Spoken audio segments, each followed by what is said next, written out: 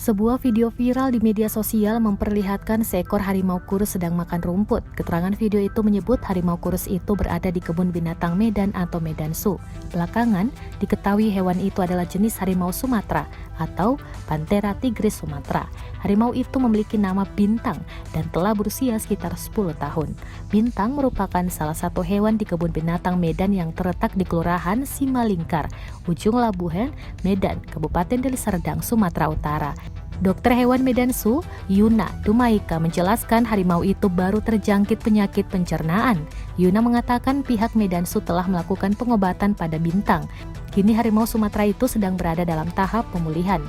Menurut Yuna, pandemi COVID-19 juga berdampak secara tidak langsung pada kesehatan hewan itu. Pendapatan Medan Zoo ikut terdampak pandemi dan kebijakan pembatasan sosial.